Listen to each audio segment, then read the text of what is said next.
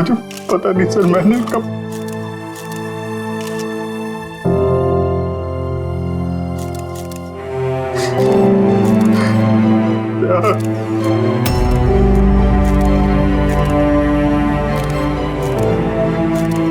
नहीं अभिजीत, तुम अंदर नहीं जा सकते। तुमने दया की जान ले ली है,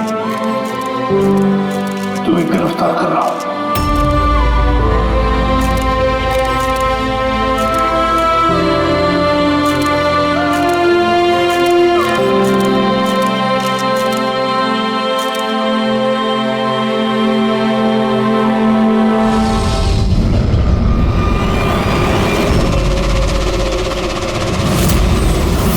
सर, जिसका खून हुआ है उसका नाम डीके है, एक प्राइवेट डिटेक्टिव। उसके मेट ने लाश देखी सुबह।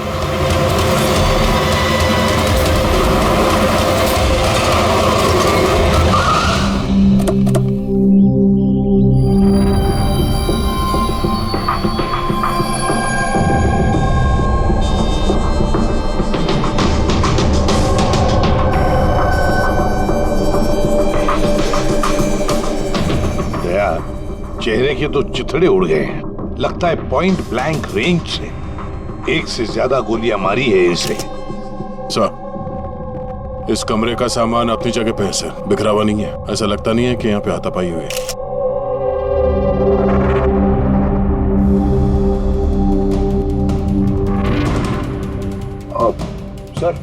सर ये कबर्ड और सेफ तो खुला हुआ है और सब सामान अपनी जगह पे भी है। ऐसा लग रहा है कि इसको किसी ने हाथ ही नहीं लगा।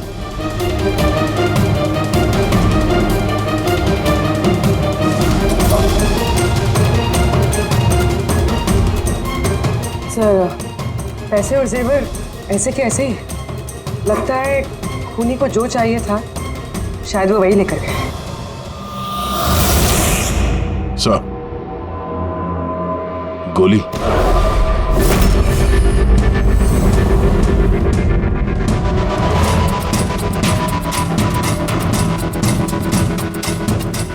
तीन गोलियां चली है दया।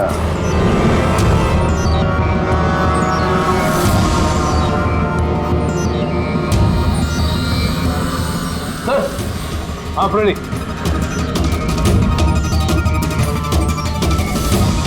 सर, ये खिड़की के कांच निकाले हुए हैं, मतलब खूनी यहीं से अंदर घुसा है। हाँ, काम करो फ्रेडी, फिंगरप्रिंट्स उठा। आ गया। डीके का मोबाइल फोन सर। मरने से पहले डीके ने 3 बार किसी संजय को कॉल किया। संजय? किसी संजय को जान किया? नहीं साहब। रात 1 बजे से 2:30 बजे के बीच में 3 बार। संजय की डिटेल निकालो सर। हाँ, और हाँ दया, ये अभिजीत कहाँ रह गया? तुमने उसे फोन करके कहा था ना यहाँ आने के लिए क्राइम सीन पर? हाँ सर, बताया था। शायद कहीं ट्रैफिक में फंस गया होगा। ट्रैफिक में? फोन करो उसे, कहो इसी वक्त आ जाए यहाँ पर। सर। हाँ।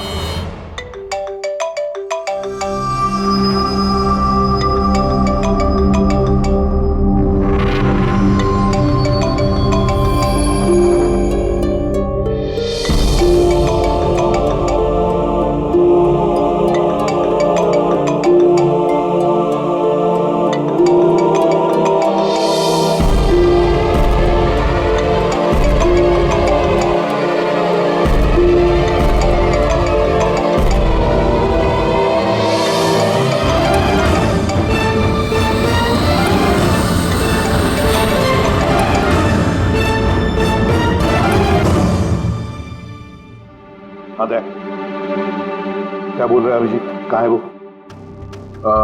सर वो तबीयत थोड़ी खराब है उसकी। वो डॉक्टर के पास जाएगा और शायद वहां से सीधे ब्यूरो पहुंचेगा।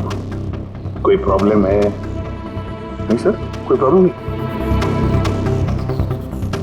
समझ में नहीं आता, ये अभिजीत दिल्ली से आने के बाद कुछ अजीब सा बर्ताव कर रहा है।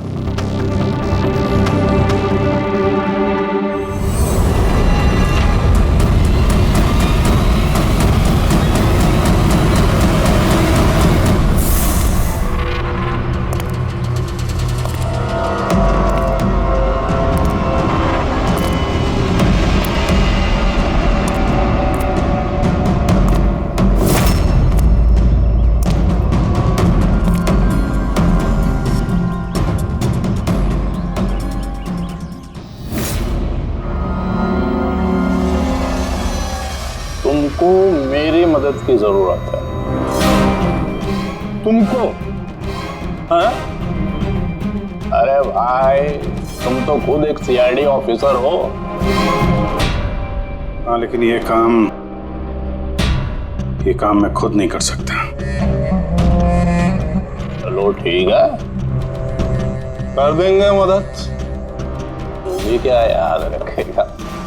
चल चाय वाय तो पी। नहीं यार, वो मैं ठीक हूँ भाई। आई मीन देख चेतन, ये काम जो है ना, इसके बारे में किसी को खबर नहीं होनी चाहिए, खासतौर पे मेरी टीम को। कैसी बात कर रहा है यार, इतने दिन की दोस्ती है अपनी, इतना भी भरोसा नहीं है? बता काम क्या है?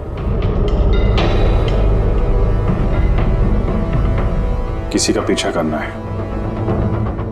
नजर रखनी है उस पे, और इस काम के मैं तुझे पैसे भी दूंगा। क्या बात कर रहा है यार, दोस्ती में पैसा? चल ठीक है, तेरा इच्छा है तो दे देना पैसा। वैसे पीछा किसका करना है?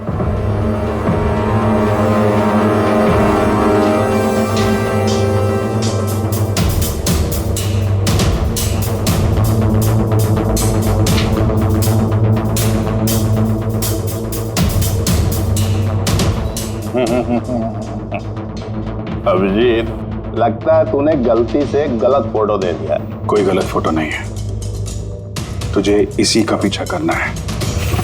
ये कहाँ जाता है, किससे मिलता है, क्या करता है, सब कुछ रात 10 बजे से सुबह 6 बजे तक। और प्लीज कोई सवाल मत पूछ, जितना कहा उतना कर बस। Okay okay.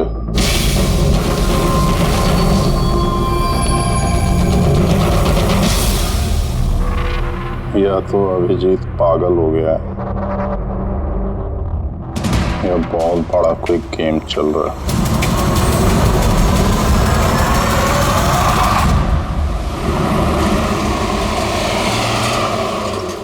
क्या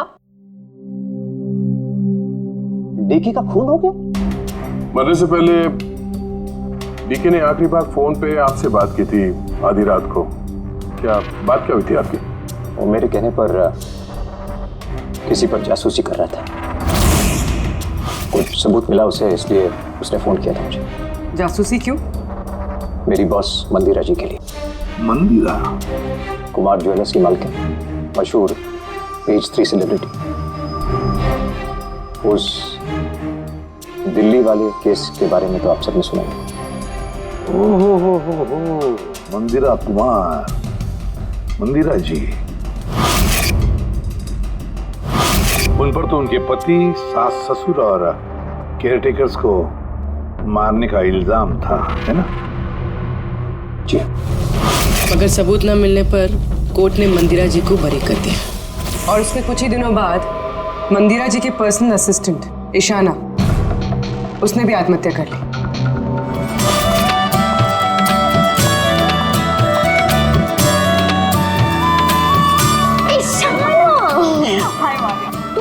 आज भी लेट हो गई ना, जल्दी जाओ, संजय सर तुम्हारा वेट कर रहे कब से। गॉड, संजय सर इतनी जल्दी क्यों आ गए? आ भी गए और बहुत गुस्से में। ओह गॉड, तुम मेरा बैग संभाल, मैं आती हूँ।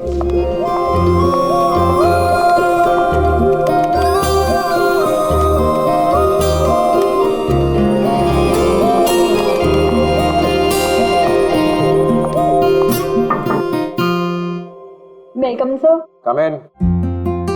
Sorry sir, sorry sir, sorry, I'm so sorry. What is this Ishana? ये कोई टाइम है ऑफिस आने का? सर ट्रैफिक बहुत ज्यादा था। और ट्रैफिक? ये क्या रोज रोज का एक्सक्यूज है तुम्हारा? इस ऑफिस में बाकी लोग भी इसी ट्रैफिक में आते हैं ना? हाँ बोलो कुमार।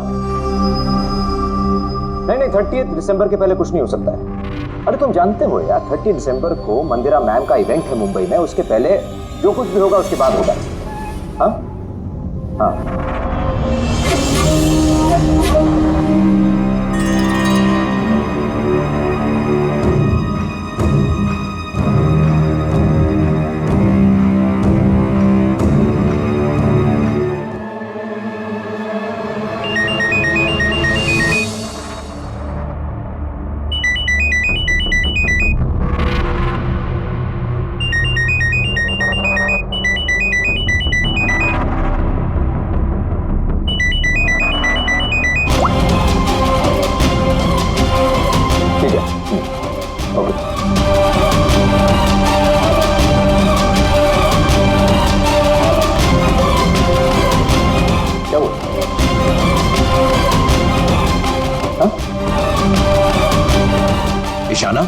वहां बाहर क्या देख रही हो?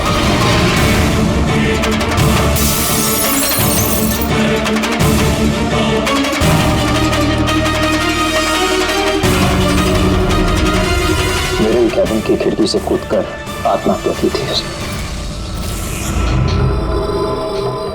आत्महत्या क्यों की थी वो किसी को पता नहीं। वैसे मंदिरा जी ने डीके को किस पर जासूसी करने के लिए काम पे लगाया था? उनकी जान को खतरा है। डीके वही पता लगाने की कोशिश कर रहा था। जान को खतरा किससे? दरअसल कोर्ट से बरी होने के बाद कोई मैम को धमकियां दे रहा था। ये धमकियां फोन पर ही? जी हाँ, फोन पे भी, अनजान नंबरों से और टाइप किए गए चिट्ठियों से भी। मैम दोबारा पुलिस के चक्करों में पड़ना नहीं चाहती थी, इसलिए डीके को हायर किया था उन्होंने। तो कुछ पता चला डीके को? उसके हाथ कुछ सबूत तो लगा था कि उसने एक पेन ड्राइव में सेव करके रखा था। वो पेन ड्राइव वो मुझे देना चाहता था, इसलिए दिल्ली से मुंबई आया था मैं। तो डीके के घर में उसका लॉकर खुला हुआ था, तो कहीं उस लॉकर से ये पेन ड्राइव चोरी तो नहीं हुआ? हो सकता है दया। उसके घर में हमें एक लैपटॉप भी मिला सर, शायद उससे कुछ पता चल जाए। मंदिरा ऐसे कैसे कर सकती है? उसने अकाउंट फ्रीज कर दिया। वो भी आपको समझते क्या है? अब सब कुछ उनकी मर्जी से होगा। ये लोग कौन है? सीआईडी। वैसे हम संजय से मिलने आए थे। आप दोनों कौन हैं? सर ये कायरा है, मिस्टर कुमार, मेरा मतलब मंदिरा मैम की बेटी। और ये मैम के बहनोई हैं, मिस्टर सफीर। हम मंदिरा जी और उनके पूरे परिवार से कब मिल सकते हैं? क्योंकि उनकी जान की हिफाजत अब हमारी जिम्मेदारी है। इनफैक्ट मंदिरा मैम, कायरा के चचेरे भाई शिखर और उनकी पत्नी अमारा सब आज रात को ही आ रहे हैं। 30 दिसंबर को कुमार ज्वेलर्स का एनुअल चैरिटी इवेंट है, उसमें शामिल होने के लिए। तो ठीक है, कल सुबह सुबह ही मिलते हैं।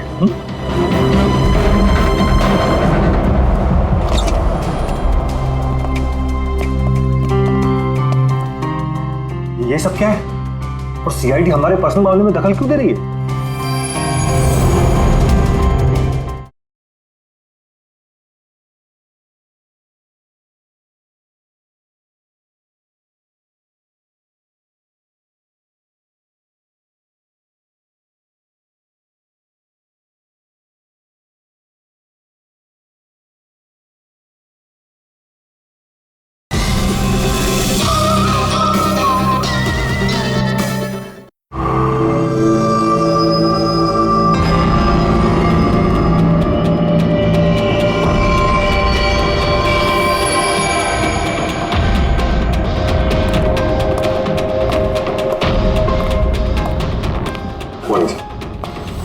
हेलो सर, अब तबीयत कैसी है आपकी? मर्डर इन्वेस्टिगेशन है सर, प्राइवेट इन्वेस्टिगेटर डीके की। घर ही में मौत हुई है सर। ये पूरी केस फाइल है।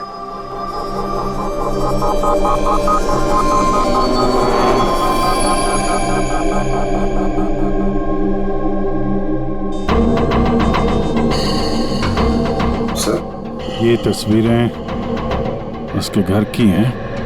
घर की तस्वीर है, उसी के घर की तस्वीर है, और यहीं पे इसका मर्डर हुआ है ना?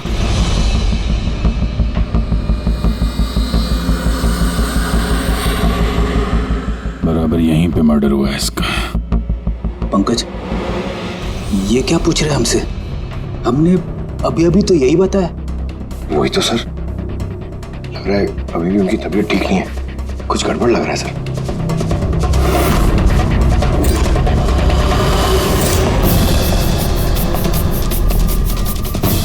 अभिजीत,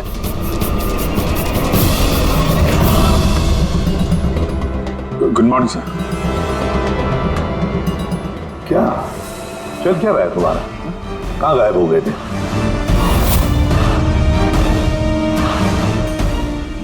अरे अभिजीत, तुम्हारी तबीयत खराब थी ना, तो डॉक्टर के पास जाना था, यहाँ क्यों? हाँ वो, हाँ सर वो कुछ दिनों से थोड़ी गड़बड़ चल रही है सर, पर अब ठीक है, आई एम बेटर नाउ। या गड़बड़ चल रही थी। सर डीके संजय को जो पेन ड्राइव देने वाला था, तो उसका जो डेटा है वो हम हासिल करने का एक तरीका है सर। पेन ड्राइव तो मिला नहीं ना रे, तो फिर डेटा कहां से लाओगे? सर है ना एक तरीका है, वो हम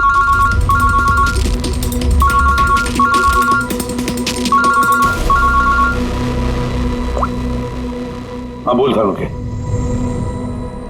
हाँ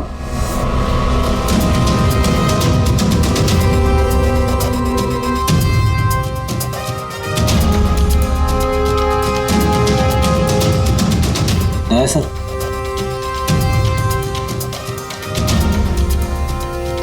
सर अभिजीत सर की तबीयत अभी भी ठीक नहीं लग रही है।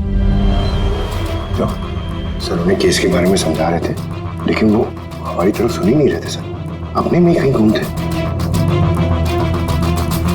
डैडी सर, मंदिरा केस के बारे में सारी डिटेल्स निकाल ली, न्यूज़पेपर्स पे, टीवी पे जो भी आया है सब।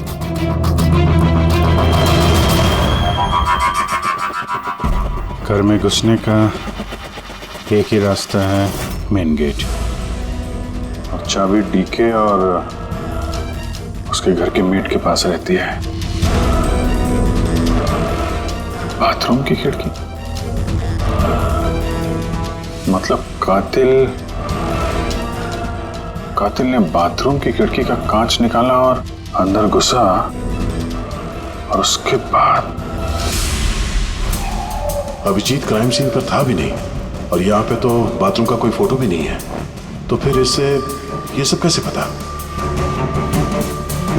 अभिजीत मुझसे कुछ छुपा रहा है, मगर क्या?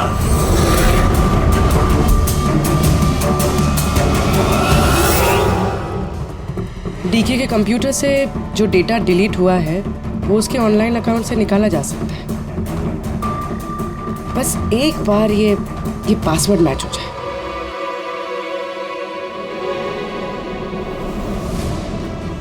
कुछ दिनों से थोड़ी गड़बड़ चल रही है सर, पर अब ठीक है, I am better now. Sir उन्हें केस के बारे में समझा रहे थे, लेकिन वो हमारी तरफ सुन ही नहीं रहे थे सर, अपने में ही कहीं घूम थे।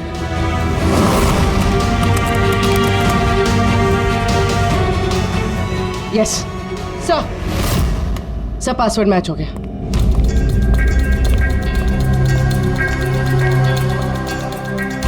सर इसमें तो वीडियोस हैं, चेक करते हैं। सर ये तो डीके के कंपाउंड के अंदर की फुटेज है, इसका मतलब वहां पे सीसीटीवी कैमरा है? नहीं था, हमारे पहुंचने से पहले किसी ने निकाल लिया। पर निकाला किसने होगा? दूसरा वीडियो देखो।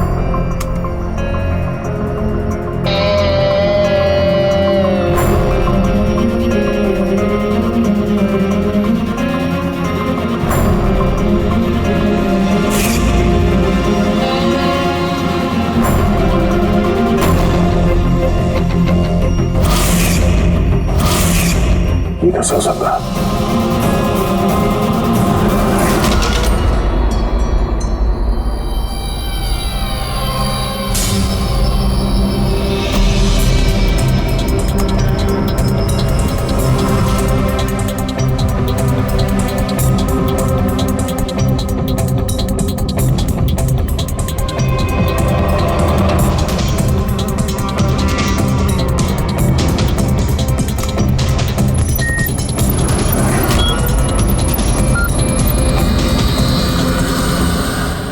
सब आपने अच्छी तरह से क्रॉस चेक तो कर लिया ना?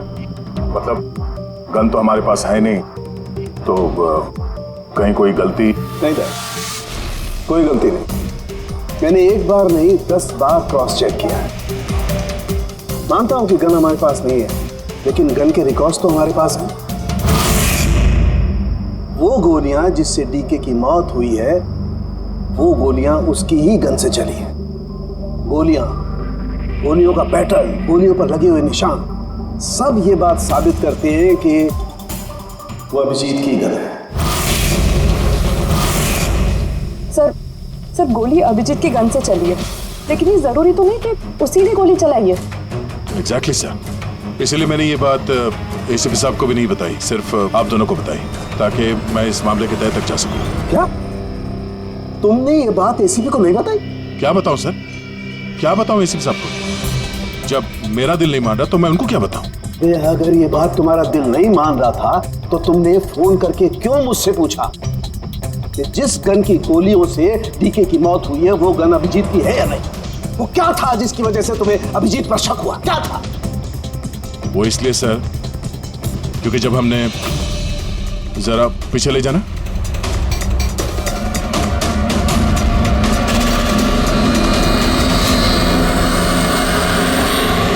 अभिजीत डीके के घर? दया, फिर भी तुम अभिजीत को बचाने की कोशिश कर रहे? देखो दया, अभिजीत और तुम्हारी दोस्ती को मैं बहुत अच्छी तरह से मानता हूं, उसका आदर भी करता हूं, लेकिन ड्यूटी, अपना फर्ज किसी भी रिश्ते, किसी भी दोस्ती से ज्यादा बड़ा होता है, और ये बात मुझे तुम्हें बताने की जरूरत नहीं। सर बिना ठोस सबूत के अभिजीत सर पे शक करना? सबूत नहीं था तो क्या था पूरी? अभिजीत डीके के घर में घुसा, ये सबूत नहीं तो क्या है पूरी? अभिजीत सर डीके के घर में घुसे ये हमने देखा, लेकिन उन्होंने डीके का खून किया ये तो नहीं देखा ना। सर ये भी तो हो सकता है कि उनकी गन से डीके को किसी और ने मारा हो सकता है, ये हो सकता है कि अभिजीत की गन से डीके को किसी और ने मारा हो, लेकिन ऐसी हालत में अभिजीत की गन अभिजीत के पास नहीं होनी चाहिए। क्या तुम लोगों को अभिजीत ने बताया? उसने बताया कि उसकी गन गुम हो चुकी है, कोई गुमशुदगी की रिपोर्ट लिखाई उसने? वो सवेरे से तुम लोगों के साथ है, क्या उसने बताया कि वो ऐसे अजीब से कपड़े पहन करके डीके के घर में क्यों घुसा, और वो भी बाथरूम का शीशा तोड़? बताया? सर आपके सारे सवालों का जवाब मैं अभिजीत से पूछ लूंगा, पर सर तब तक के लिए प्लीज सर, तब तक के लिए एसीपी साहब को कुछ मत बताना। मैं तुम लोगों की हालत को समझ रहा हूं, मुझे खुद भी अच्छा नहीं लग रहा है। Please sir, please. ठीक है, कल सुबह तक, दया मैं कल सुबह तक का टाइम तुमको देता हूं, या तो सच का पता लगा लो या फिर ये सारी की सारी बात खुद एसीपी को बता दो। अगर तुमने एसीपी को ये बात नहीं बताई तो फिर मैं खुद प्रद्युमन को ये सारी की सारी बातें बताऊंगा।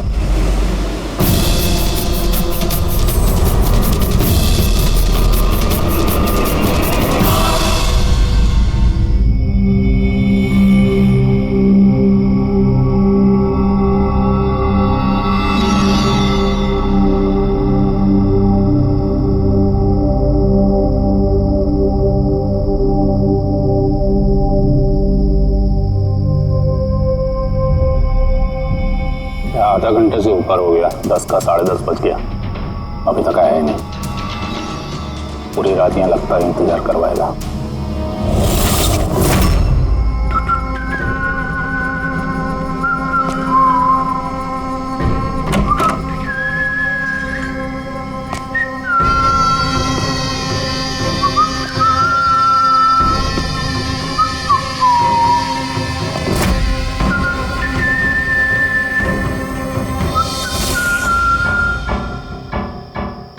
तुझे इसी का पीछा करना है। ये कहाँ जाता है, किससे मिलता है, क्या करता है, सब कुछ रात 10 बजे से सुबह 6 बजे। ये अभिजीत है? इसको क्या हुआ? ये होलिया क्या बना रखा है?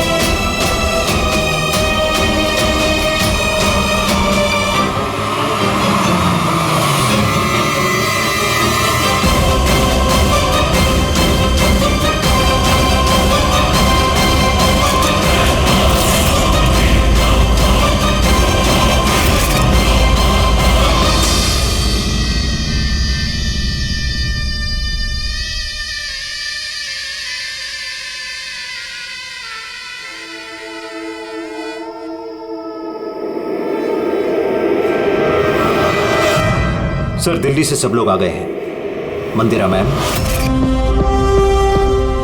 अमारा मंदिरा के देवर की बहू, कायरा मंदिरा की सौतेली बेटी, सबीर मंदिरा का बहनोई, शिखर मंदिरा के देवर का बेटा। आइए मैम, ये है सीआईडी की टीम। एसीपी साहब, अच्छा हुआ आप लोग आ गए। डीके के कातिल का पता चला? अरे आपको तो मालूम होगा कि हमारा मशहूर एनुअल इवेंट 30 दिसंबर को होने वाला है। आई होप कि आपने मेरी सिक्योरिटी के सारे बंदोबस्त करा दिए हैं। देखिए मुझे गलत मत समझिएगा, लेकिन मैं कोई चांस नहीं लेना चाहती एक्चुअली। ये इवेंट मेरे लिए बहुत ज़्यादा इम्पोर्टेंट है, लेकिन अपनी जान से ज़्यादा नहीं है। क्या आपको पूरा यकीन है कि आप मेरी हिफाजत कर पाएंगे? और डीके के केस में क्या प्रोग्रेस हुई? उसकी तहकीकात कहाँ तक पहुंची? वो सब जानने की आपको कोई जरूरत नहीं है मंदिरा जी। रही बात आपकी सुरक्षा की, वो हमारी जिम्मेदारी है। How interesting. भाभी जी आपको डर लग रहा है मंदिरा जी को? भाई जिसका कानून भी आज तक कुछ नहीं बिगाड़ पाया, मानना पड़ेगा उस इंसान को जिसने आपको डरा दिया। शायद उसे पता नहीं होगा ना इनके बारे में कि ये क्या क्या कर सकती है। क्या आपको भी लगता है कि मैंने अपने पति और बाकी लोगों को मारा है? देखिए मंदिरा जी, आप पर जो भी आरोप है उससे हमें कुछ लेना देना नहीं है। कोर्ट ने आपको बरी कर दिया और हम कोर्ट के फैसले का सम्मान करते हैं।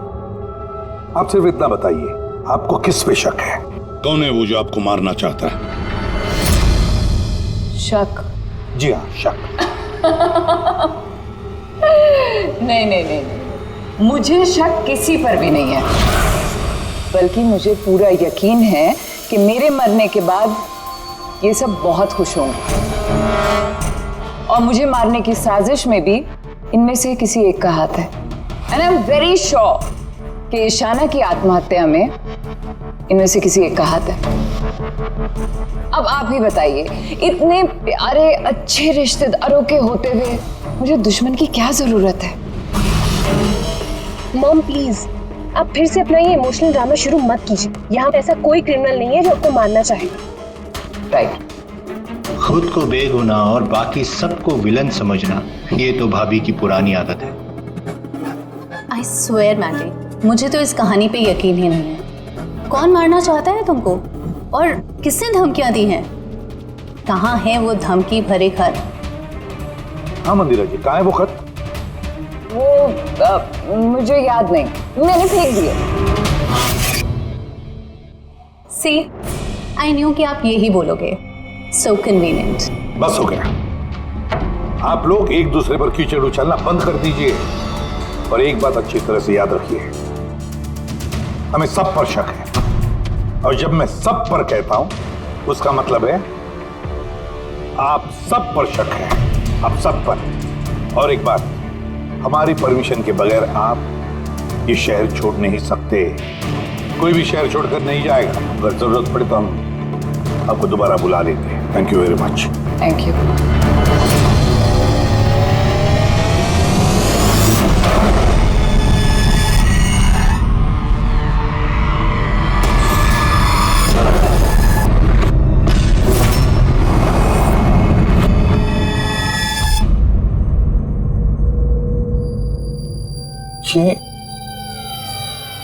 ये मैं हूं?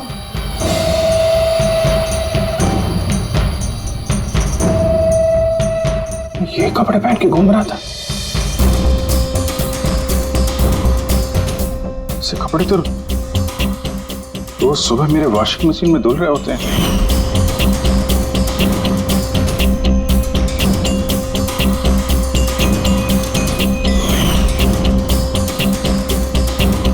पर ये जूते, यार ये जूते गंदे रहते जैसे मैंने इन्हें पहना हो। लेकिन मुझे याद नहीं मैं ये कपड़े कब पहनता हूं। सच में मुझे क्या हो रहा है मेरे साथ? ये कार में कौन है? ये किससे बात कर रहा हूं मैं? कौन है कार में? नहीं, मैंने नहीं देखा। तुम बात कर रहे थे, तुम्हें पता होगा। और तुम कल तो मुझे पहचाने ही नहीं।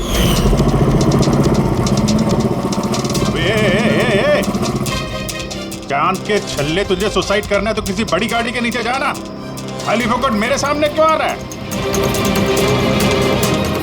तो तू कैसे बात कर रहा है? और ये क्या बन के घूम रहा है तू? ये अपुन का स्टाइल है, टोनी का स्टाइल। तू कौन? मैं कौन? मुझे नहीं पहचानता है? और ये टोनी कौन है? अरे टोनी अपुन है, और कौन? यार अभिजीत, देख यार, किसी केस के सिलसिले में तू ऐसा कर रहा होगा तो मुझे बता दे यार। डरा मत भाई। अदरा अदरा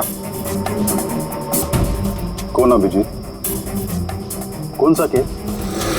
ये तू क्या बोल रहा है ना, मेरे भेजे में कुछ घुस नहीं रहा, समझा? टोनी नाम है मेरा, टोनी। टोनी से पंगा नहीं लेने का, समझा? चल हवा आने दे और टोनी को जाने दे।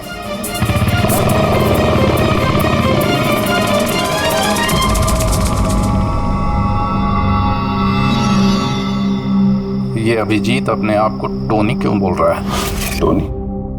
कौन कौन टोनी? सच में तेरे को कुछ भी याद नहीं है? नहीं,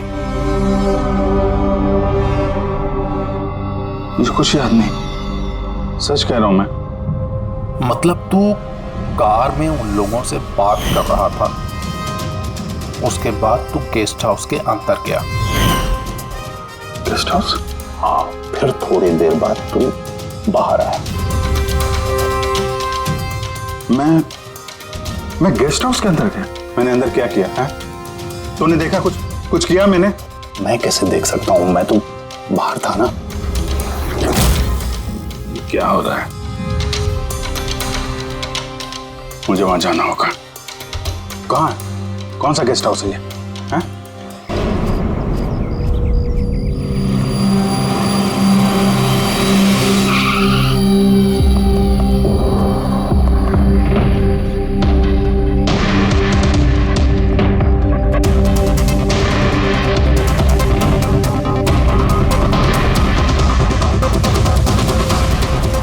सर, खून।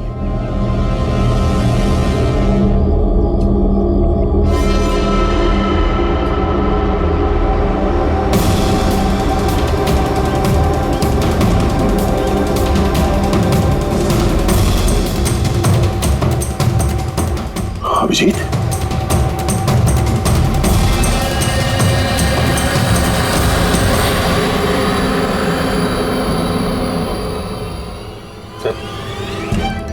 तुम यहाँ पे? तुम्हारा फोन ट्रैक करके, और यही सवाल मैं तुमसे पूछ रहा हूं अभिजीत, तुम यहाँ कैसे?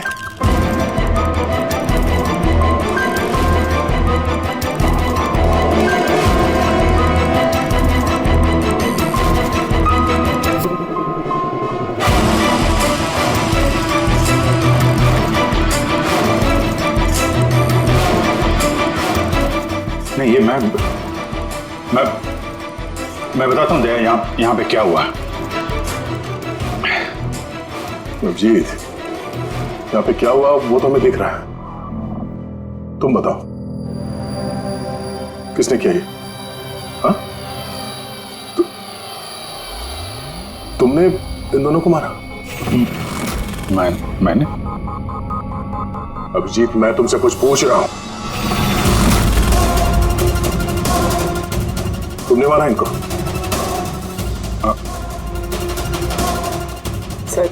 सर आप अभिजीत सर पे इल्जाम लगाए हैं सर। मुझे इल्जाम लगाने की जरूरत नहीं है पूर्वी, तुम देख नहीं रही हो? यहां दो लाशें पड़ी हैं, खून से लथपथ, और सीआईडी ऑफिसर अभिजीत लाशों के बीच से ये बैज उठा रहा है, या यूं कह लो कि सुराग चुरा रहा है। अभिजीत, मैं फिर पूछ रहा हूं तुमसे, मुझे तुम्हारे साथ अपराधियों जैसे बर्ताव करने पे मजबूर मत करो। तो क्या करूं मैं? क्या बोलूं मैं?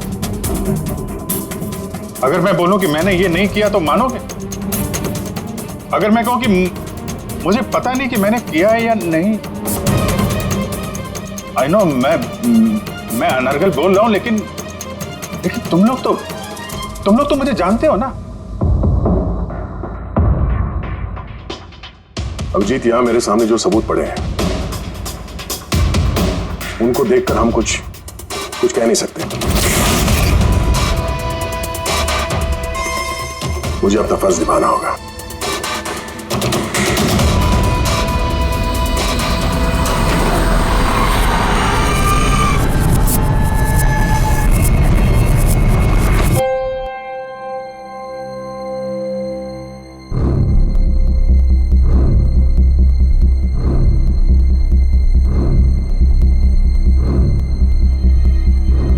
अभिजीत, इतनी देर से मैं तुम्हें पूछे जा रहा हूं, मगर तुम्हारे पास कोई जवाब तक नहीं। हाँ? तुम जानते हो तुम पर कैसा इल्जाम है? कुछ समझ रहे हो तुम? सर वो दया नहीं, बस तुमसे ये उम्मीद नहीं थी दया। इतना सब हो गया, तुमने मुझे बताया तक नहीं। क्यों नहीं बताया मुझे दया?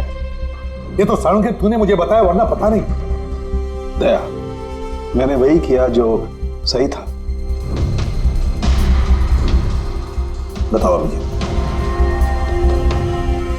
क्या तुमने ये खून किया है? अभिजीत, क्या ये खून तुमने किया है? मुझे नहीं पता सर। पता नहीं कैसे? डैमिट, पता नहीं कैसे? हाँ? डीके के घर में चोरी छुपे तुम घुस रहे थे, उसका सीसीटीवी फुटेज मैंने देखा। उन लाशों के बीचों बीच खड़े थे तो दैन तुम्हें खुद या पकड़ के लाया। डीके और उन बॉडीगार्ड पे जो गोलियां चली वो तुम्हारी इस गन से चली है, इसी गन से चली है। और तुम कह रहे हो कि तुम्हें कुछ पता नहीं। मेरी आंखों में आंखें डालकर बताओ मुझे, कहो कि तुमने ये खून नहीं किया, कहो कि तुमने कुछ पता नहीं है। तुम्हें नहीं पता है सर, मुझे कुछ नहीं पता सर, सॉरी। क्या बताऊं मैं आपको, क्या बोलूं सर? जब मैं खुद नहीं जानता सर कि मैं डीके के घर में क्यों पहुंचा, कैसे ये सारे खून मेरे इस गन से हो रहे हैं, मुझे नहीं पता सर। सर मैं तो डीके को जानता भी नहीं, मैं उन बॉडीगार्ड्स को नहीं जानता, मैं मंदिरा को नहीं जानता, मैं तो अपने आप को भी नहीं जानता सर। मैं क्या करता हूं, कहां जाता हूं, किससे मिलता हूं, मुझे नहीं पता। पिछले कुछ दिनों से मेरे साथ कुछ तो हो रहा है, लेकिन मुझे ठीक से पता नहीं चल रहा है। दिन भर सब कुछ ठीक रहता है, रात को घर जाता हूं, खाना खा के सो जाता हूं, और जैसे ही सुबह उठता हूं तो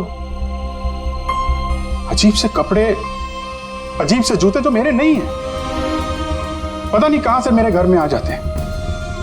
कपड़े वॉशिंग मशीन में धुल रहे होते हैं, जूतों पे मिट्टी लगी रहती है, ऐसा लगता है कि जैसे मैंने उनका इस्तेमाल किया है, लेकिन मुझे पता नहीं चलता। थकान सी रहती है, ऐसा लगता है कि जैसे मैं रात भर जगा हूं, लेकिन जग के मैंने क्या किया मुझे नहीं पता। लगता है हर रोज मेरी जिंदगी के 6-8 घंटे गायब हो जाते हैं, जिनके बारे में मुझे कुछ पता नहीं।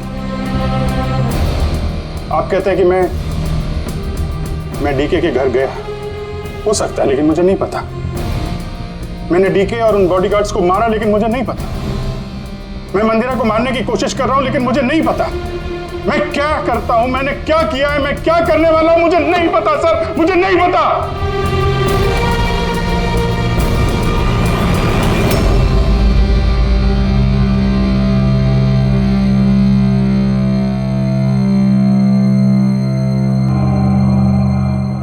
देखो अभिजीत, इस वक्त तुम खुद के लिए और दूसरों के लिए भी खतरनाक हो। मैं तुम्हें खुला नहीं छोड़ सकता। मैं तुम्हें नजर कैद में रख रहा हूं और दया तुम पर नजर रखेगा।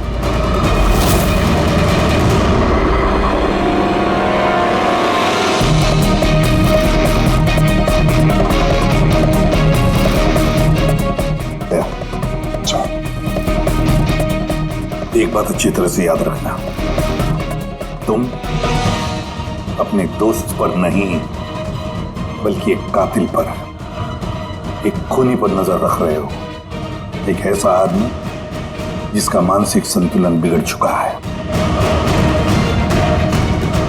अब से इस केस की तहकीकात मैं खुद करूंगा और तुम अभिजीत को रोकोगे कोई भी जुर्म करने से। अगर उसके लिए तुम्हें अभिजीत पर गोली भी चलानी पड़े तो वो तुम चलाओगे। Is that clear? Yes sir.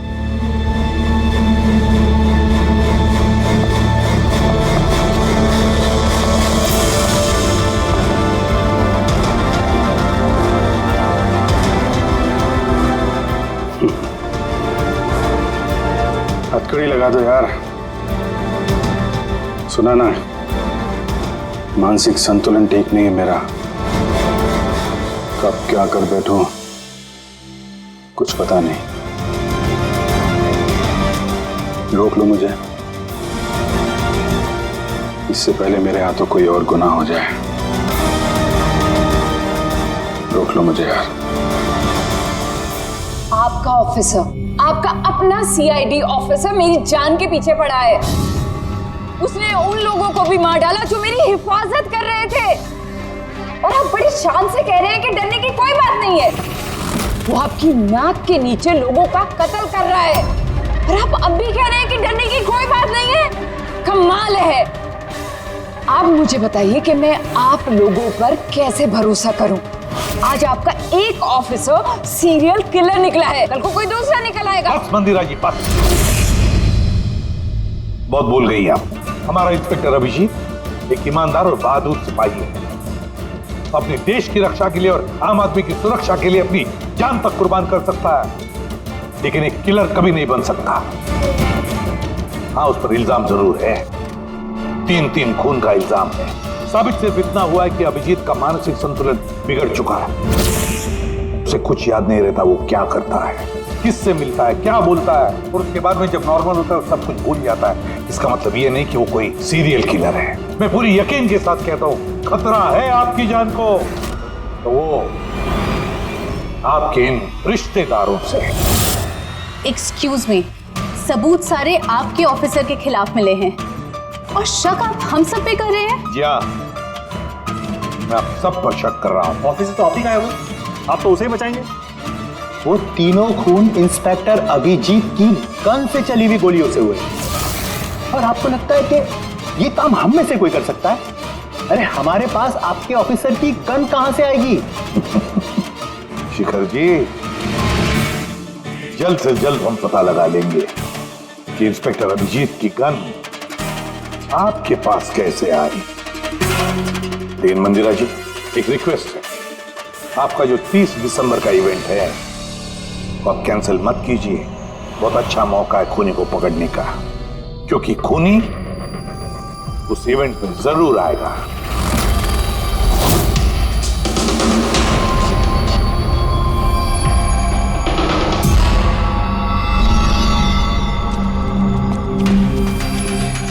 Sir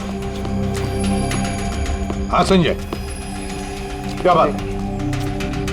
आप अभिजीत सर के बारे में कुछ कह रहे थे कि उनके जहन में कोई और शख्सियत घुस जाती है, याददाश्त उनकी, मतलब उन्हें रात के कुछ घंटे याद नहीं रहते। हाँ, बिल्कुल ऐसा ही, एग्जैक्टली ऐसा ही किसी और के साथ भी हुआ था। किसके साथ? हाँ सर, ईशाना। ईशाना? जिस दिन उसने आत्महत्या की उसके कुछ दिन पहले से बिल्कुल ऐसा बर्ताव करने लगी थी वो। क्या? बस अजीब सी हो गई थी वो, खोई खोई रहती थी। जिस दिन आत्महत्या की उसने, उसके कुछ दिन पहले से एक अजीब सा रिंगटोन लगा रखा था उसने अपने फोन पर, और फिर उस दिन अचानक से वो रिंगटोन बजने लगा और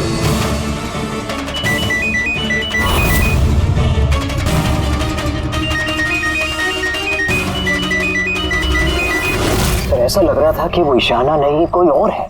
सर, अभिजीत सर भी तो दिल्ली से आने के बाद इस तरह से बिहेव कर रहे हैं। हाँ, ईशाना, अभिजीत, दिल्ली, ये तीनों का कोई ना कोई कनेक्शन जरूर है, कुछ ना कुछ तो गड़बड़ जरूर है, कुछ ना कुछ तो है।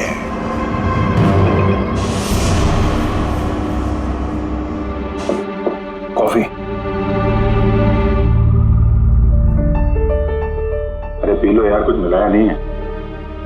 मैं यही हूं और कहीं भागने वाला नहीं। अभिजीत, तुमने हम सबसे ये बात छुपाई क्यों?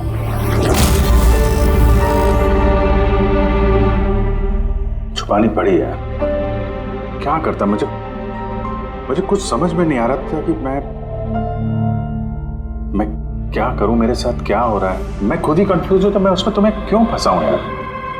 इसलिए और कोई बात नहीं है। मुझ पर भरोसा नहीं रहा या मुझे इस लायक नहीं समझते कि मैं तुम्हारी कोई मदद कर सकता हूँ? क्या यार, कैसी बात कर रहा है यार, ऐसा कुछ नहीं है। तो फिर कैसी बात है?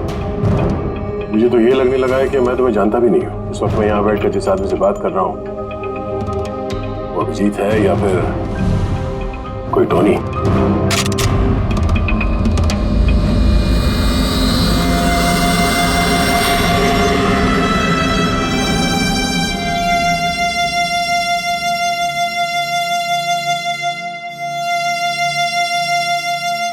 मैं तुम्हें कोई नुकसान नहीं पहुंचाने वाला। अभिजीत हूं या टोनी, सपने में भी नुकसान नहीं पहुंचाऊंगा। गन दिखाने की जरूरत नहीं है। बात यह है ही नहीं कि तुम मुझे कोई नुकसान पहुंचा सकते हो या नहीं। बात यह है कि मैं यहां सिर्फ अपनी ड्यूटी कर रहा हूं और मैं कोई चांस नहीं ले सकता। मैं तो तुम्हें शायद जानता भी नहीं हूं।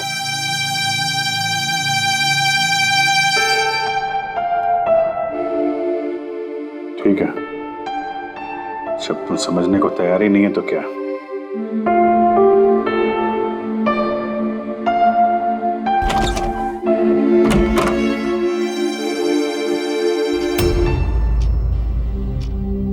तो डॉक्टर महेश, हमने आपको सारी बात बता दी।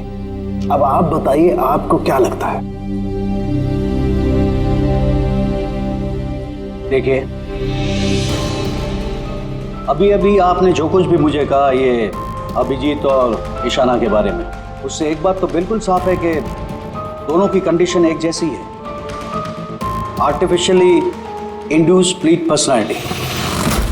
इसे सरल शब्द में मैं आपको समझाऊं तो इसमें पेशेंट के दिमाग में उसके अपने व्यक्तित्व के अलावा एक और व्यक्तित्व को प्लांट किया जाता है जो किसी खास दशा, निर्देश, आदेश के मुताबिक चलता है और उसे इस तरह सेट किया जाता है कि वो व्यक्तित्व खास निर्धारित समय पर निर्धारित ट्रिगर मिलने पे उस व्यक्तित्व पे हावी हो जाता है।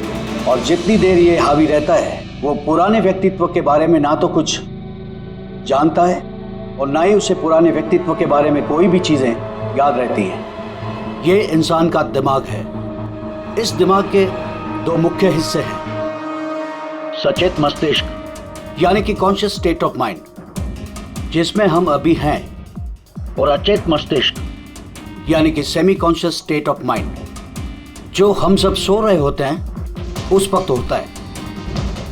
और कभी कभी जागते हुए भी किसी नशे या किसी दवाई के असर में हमारा अचेत मस्तिष्क एक्टिव होता है। सचेत और अचेत दोनों ही अवस्था में ही दिमाग अलग अलग होते हैं। इस अवस्था में दोनों ही दिमाग जो सोचते हैं, जो बातें, जो यादें, उसे सेव कर लेते हैं। सचेत मस्तिष्क में सेव बातें तो हमें बरसों तक याद रहती हैं, लेकिन अचेत मस्तिष्क में सेव की हुई बातें हमें याद नहीं रहती। डॉक्टर महेश, ये कुछ हिप्नोसिस जैसा, सम्मोहन जैसा, जिसमें इंसान के दिमाग को कंट्रोल करके उससे कुछ भी करवाया जा सकता है एक रोबोट की तरह से, और बाद में किसी खास आवाज से उस सम्मोहन को तोड़ दिया जाता है और इंसान को कुछ भी याद नहीं रहता। नहीं डॉक्टर सोलंकी, सम्मोहन अलग प्रक्रिया है। सम्मोहन में आप आदमी को तभी तक कंट्रोल में रख सकते हैं जब तक वो सम्मोहित अवस्था में है। सम्मोहित अवस्था से एक बार बाहर निकलने के बाद उसे वापस सम्मोहित करना पड़ता है। ये मुद्दा ही बिल्कुल अलग है। यहां पर इंसान के दिमाग में एक घटना जो बिल्कुल घटी नहीं है, एक व्यक्ति जो है ही नहीं, उसे उस इंसान के अंदर डाला जाता है। उसके दिमाग में ये बात फिट की जाती है। अच्छा, तो इसका मतलब है यही सब कुछ तो अभिजीत के साथ हो रहा है। किसी भी तरह से अभिजीत को ट्रिगर मिलता है जिसकी वजह से टोनी जाग जाता है। Exactly sir. रात को अभिजीत के सो जाने के बाद उसको जरूर कुछ आवाजें सुनाई देती होगी जो कि उस टोनी के लिए ट्रिगर हो सकती है। वो आवाज सुनते ही टोनी जाग जाता है, लेकिन अभिजीत वही सोया रहता है। टोनी जाग जाता है वो टोनी जो खूनी है, जो दरिंदा है, जो मुजरिम है, और अभिजीत के जानने वालों में से वो किसी को भी नहीं जानता। अगर ऐसा है तो अभिजीत के अंदर के टोनी को भी किसी भी तरह से कमांड दिया गया है मंदिरा को मारने का। तो 30 दिसंबर वाले इवेंट में ये टोनी इसे अंजाम देगा, मंदिरा को मारने की कोशिश करेगा। 2 दिन बाद 30 दिसंबर।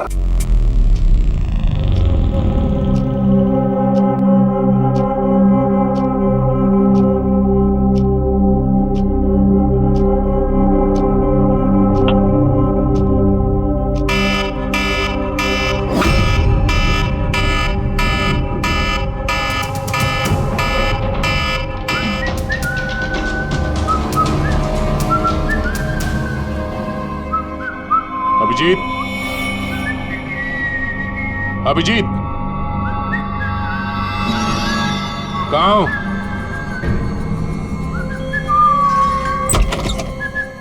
अभिजीत, अभिजीत, ओए, टोनी,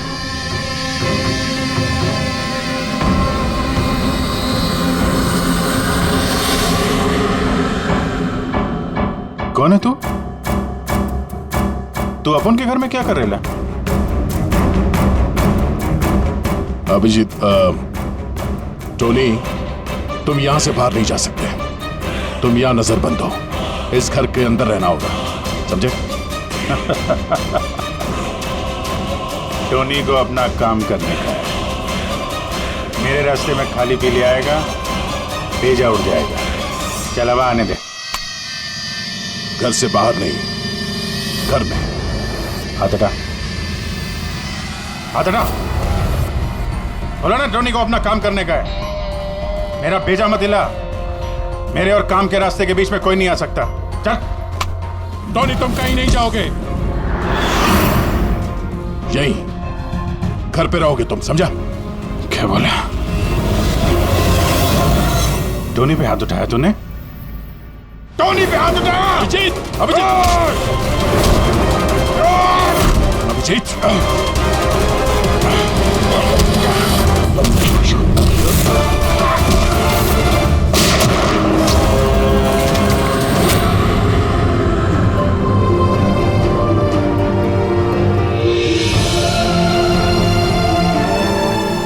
सरदे, क्या हुआ था उसे? ये लोग बोल रहे हैं कि मैंने नहीं अभिजीत, तुम अंदर नहीं जा सकते। तुमने दया की जान ले ली है, मैं तुम्हें गिरफ्तार कर रहा हूं।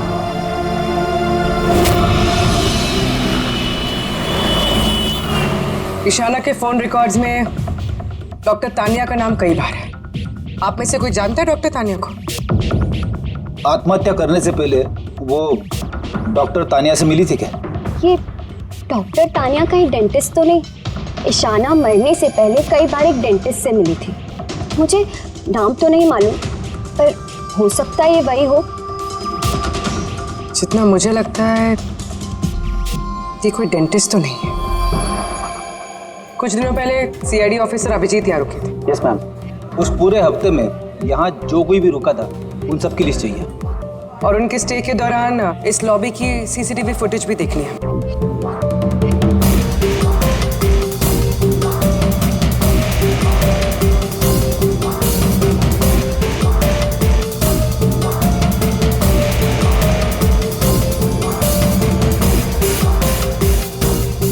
एक मिनट पॉज कीजिए।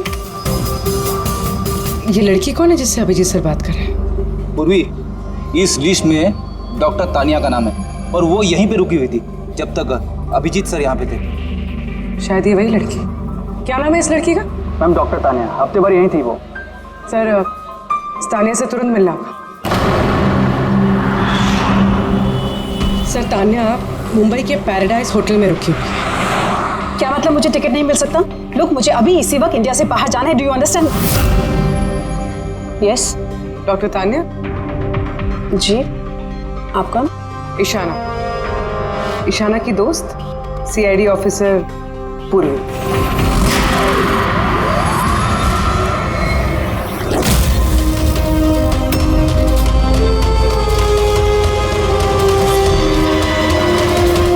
भागना बड़ा मुश्किल है।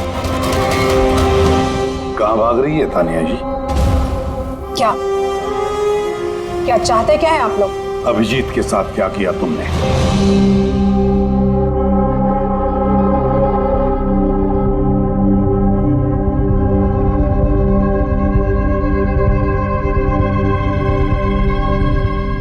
ईशाना और अभिजीत के दिमाग के साथ मैंने ही एक्सपेरिमेंट किया है।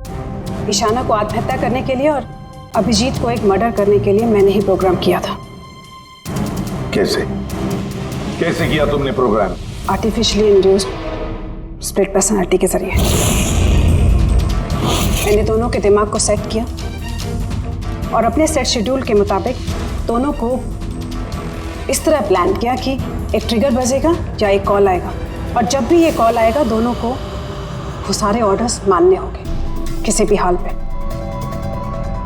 वो फोन नंबर जहां से उनको फोन आते हैं, किसका नंबर है ये? वो एक पीसीओ का नंबर है।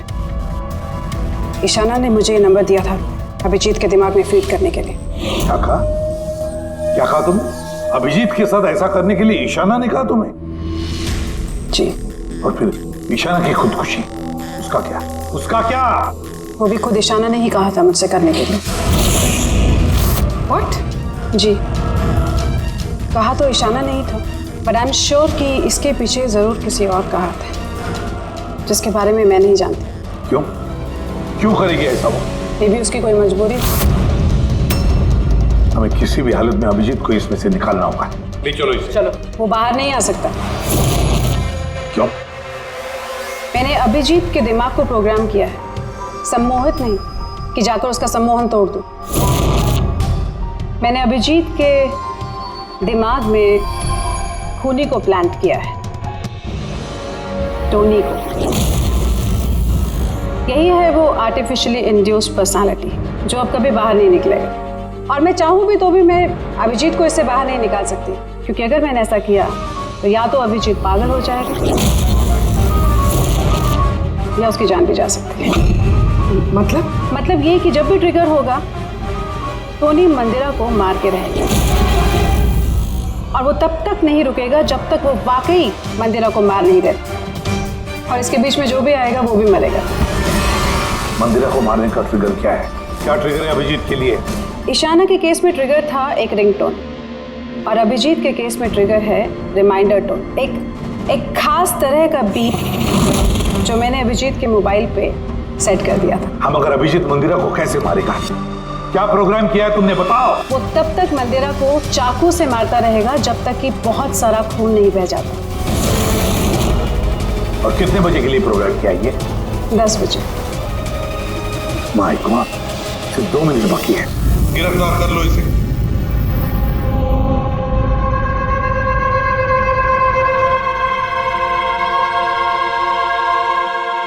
कभी जिंदगी में नहीं सोचा था सर कि आपके ऊपर मुजरिमों की तरह नजर रखनी पड़ेगी।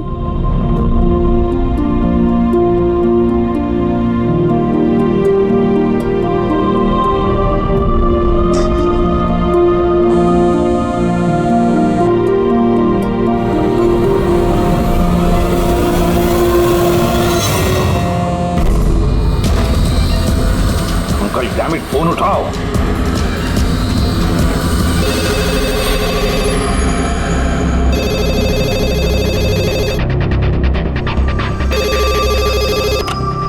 हेलो पंकज, कहाँ थे तुम? मोबाइल क्यों नहीं उठा रहे थे? सॉरी सर, मेरा फोन साइलेंट पे था। इधर ही सर, अभिजीत सर के पास। सुनो मेरी बात, अभी के अभी जाके अभिजीत का फोन स्विच ऑफ करो। क्या सर? फोन स्विच ऑफ करो? फोन स्विच ऑफ करो, जैसे मैंने कहा वैसे करो, अभी इसी वक्त। अभिजीत सर का फोन? पंकज, तुम सवाल क्यों कर रहे हो? अभी के अभी जाके फोन बंद करो।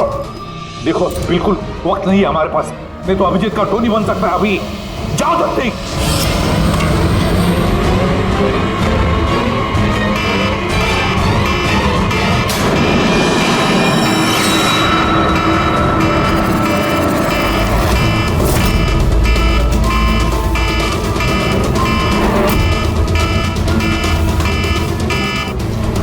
बस गया था। टोनी।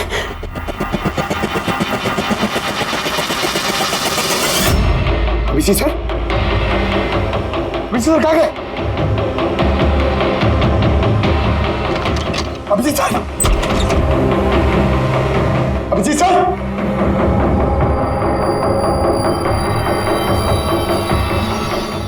टोनी को बंद करके रखे। हाँ? टोनी को पकड़ेगा तू? टोनी को?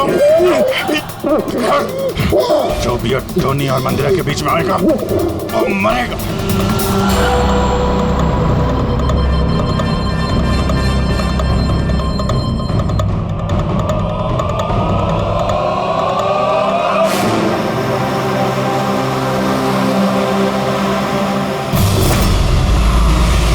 सर यही चैरिटी इवेंट का वेन्यू है।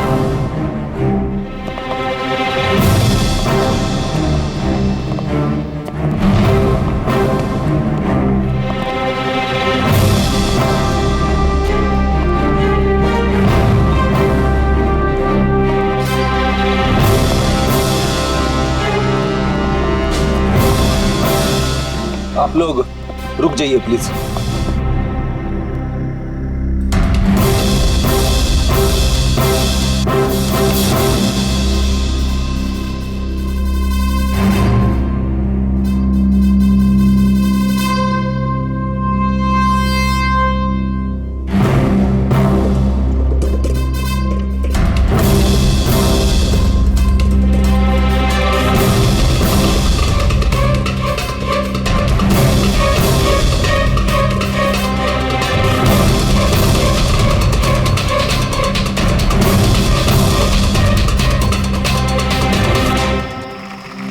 हेलो लेडीज एंड जेंटलमैन, हर साल की तरह इस साल की जो ये शाम है वो बहुत खास है, क्योंकि ये शाम है मंदिरा ज्वेलर्स के एनुअल चैरिटी इवेंट की, जिसमें जमा की गई सारी राशि दिल्ली और मुंबई के अनाथ आश्रमों और वृद्ध आश्रमों को जाती है। क्या बात है, तालियां बनती है इस बात पे डीकेसी चैरिटी के लिए।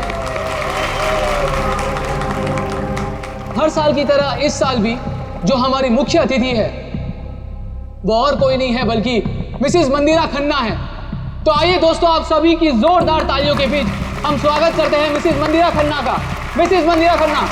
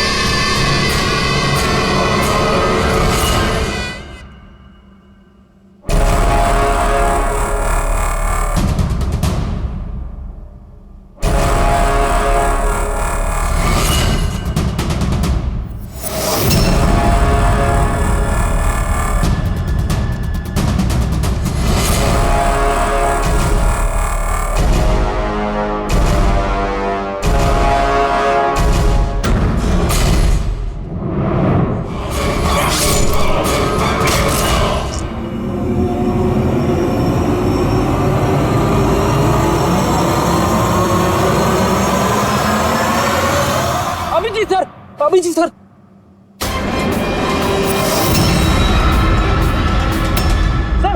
Sir light on. Sir sir अब जी ठीक है सर, जल्दी से हॉस्पिटल ले चलो, जल्दी आओ।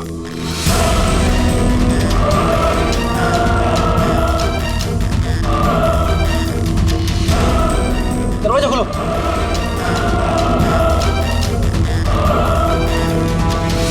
मंदिरा जी, टोनी ने अपना मिशन पूरा किया, मंदिरा जी को मारने का। वैसे हम पर भरोसा करने के लिए बहुत बहुत शुक्रिया मैम। ये आप लोग मुझे यहाँ क्यों लाए हैं? मुझे तो स्टेज पे होना चाहिए ना। मैडम, हमारा एक प्लान है। प्लान? पूर्वी,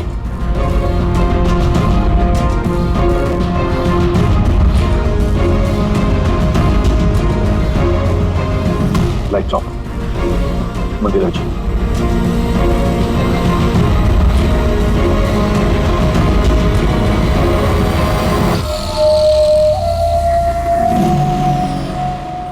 और आपकी हिम्मत की भी दाद देनी पड़ेगी। Thank you. मॉम, मॉम अब ठीक हो ना? ये सब क्या है? आप लोग हमें ग्रीन रूम में लॉक करके क्या हासिल करना चाहते थे? आखिर खूनी तो कोई और ही निकला ना। सर, आपने ये सब मॉम की जान को खतरे में डाल कर किया। अगर सचमुच मॉम को कुछ हो जाता तो? ये तो वाकई बहुत बड़ा रिस्क था सर, बट आई होप अब खतरा टल गया है। खतरा अभी तक टला नहीं है, क्योंकि इस खेल का असली मास्टरमाइंड अभी तक पकड़ा नहीं गया। कहानी अभी बाकी है।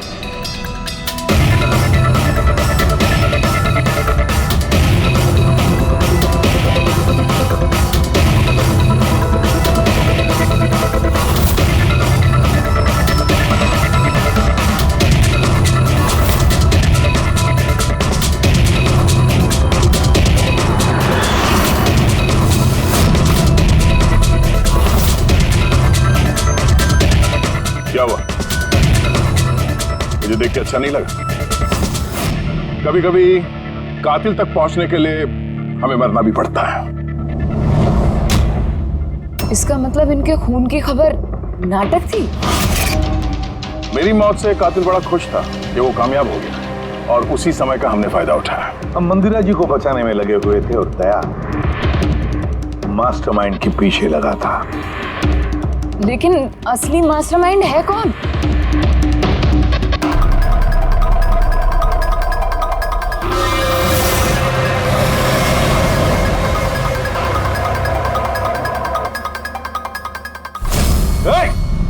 सर, कोई भागा सर। पकड़ो उसे।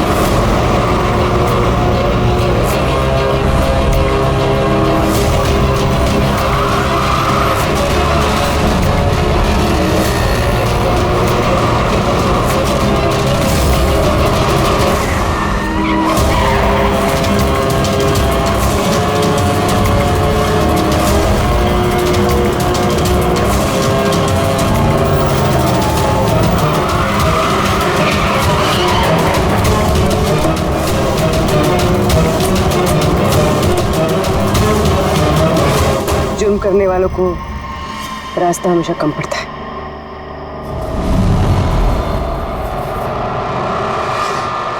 तुम ये सोच रही हो कि हमें कैसे पता चला कि खून तुमने किया? हमें ये तो पता था कि ये मास्टरमाइंड मंदिरा जी के अपने में से कोई है। इसलिए मेरी मौत के बाद सबसे पहले हमने ये पता किया कि आप में से वो कौन है जो अभिजीत को जानता था या फिर उससे मिला था। फिर मुझे याद आया कि क्राइम ब्रांच के सेमिनार के लिए अभिजीत दिल्ली गया हुआ था। उस सेमिनार में आने वाले लोगों की लिस्ट देखी मैंने तो मेरा ध्यान कायरा पे गया, क्रिमिनल साइकोलॉजी की स्टूडेंट कायरा। जब हमने डॉक्टर तानिया से पूछताछ की तो पता चला कि ईशाना ने उससे कहा था ये सब करने के लिए।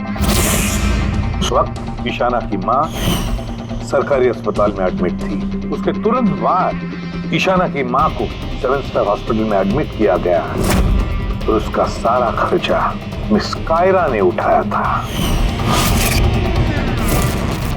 और सबसे बड़ा क्लू वो पीसीओ, जिससे अभिजीत सर को फोन पे ऑर्डर्स मिलते थे। दया सर ने उस पर नजर रखी और वहां पर भी तुम दिखे। Okay fine, I give up. मान गई कि आप लोग बहुत स्मार्ट हैं, लेकिन सर इस बात से तो आप भी एग्री करोगे ना कि मैं भी बहुत स्मार्ट हूँ। हाँ, स्मार्ट तो हो तुम। क्रिमिनल साइकोलॉजी की होशियार स्टूडेंट जो अपने सौतेली मां से अपने पूरे परिवार का खून का बदला लेना चाहती थी। लोगों के दिमाग से खेलना, उन्हें अपने चक्कर में फंसाना, ये इनकी खासियत है। तो मुझे लगा कि क्यों ना इन्हीं की तरीके से मार दिया जाए। इसीलिए मैं ईशाना से मिली और फिर डॉक्टर तान्या से मदद ली। She was mad. She wanted to do an experiment. फिर मैंने ईशाना को बहुत समझाया। कई बार समझाने के बाद She was ready. उसने वो एक्सपेरिमेंट अपने ऊपर लिया, लेकिन somehow I was never convinced. मुझे हमेशा कंफ्यूजन रहता था कि वो नहीं कर पाएगी एक्सपेरिमेंट। फिर उसी दौरान मैं दिल्ली में अभिजीत से मिली और उनसे मिलने के बाद मुझे लगा कि इतने सच्चे और ईमानदार पुलिस ऑफिसर के होते हुए ये एक्सपेरिमेंट कोई और क्यों करे। फिर मैंने और डॉक्टर तान्या ने अभिजीत को मोहरा बनाया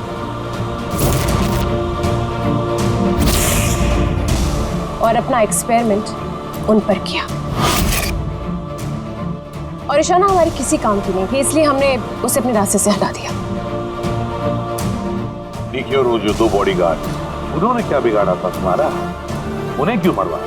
ऐसा इसलिए किया क्योंकि सारा इल्जाम अभिजीत पर आ जाए और अभिजीत की बुलेट्स और गन्स हासिल करने के लिए टोनी था ना उसके दिमाग में। तुम इतनी खतरनाक हो सकती हो कायरा, मैं कभी सोच भी नहीं सकती थी। अब पता चल गया ना, तुमने मेरे माँ बाप के साथ, मेरी फैमिली के साथ जो भी किया है, तुम्हें जीने का कोई हक नहीं है। मैंने ये सब इसलिए किया क्योंकि मैं ये प्रूव करना चाहती थी कि इस दुनिया में किसी के भी दिमाग के साथ खेला जा सकता है, चाहे वो सीआईडी ऑफिसर ही क्यों ना हो। कायरा, बदले की आग में तुमने एक बहादुर सीआईडी ऑफिसर की जान के साथ खेला है, और तो और 4 मासूम लोगों की जानें भी ली। डीके, ईशाना और मंदिरा जी के 2 बॉडीगार्ड। बहुत गलत किया तुमने। कानून तुम्हें कभी माफ नहीं करेगा। तुम्हें तो फांसी होगी, फांसी। जरा प्लीज ये सब याद मत करिए। एक बुरा सपना समझकर भूल जाइए। बुरा यार, आप ना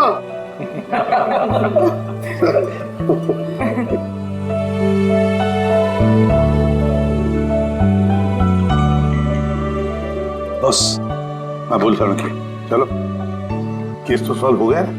हाँ, केस तो सॉल्व हो गया, लेकिन क्या?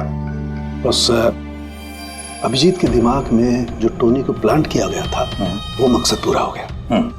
अब उसे कोई ट्रिगर्स नहीं आएंगे, कोई कारा की आवाज सुनाई नहीं देगी, जिसकी वजह से अभिजीत टोनी बन जाता था। हाँ, लेकिन बॉस, लेकिन क्या? बस बात यह है कि टोनी अभिजीत के दिमाग में से कभी नहीं जाएगा। क्या? टोनी अभिजीत की पर्सनैलिटी का हिस्सा बन गया है बॉस। कोई नहीं जानता वो कब, कैसे, कहां सामने आ जाएगा।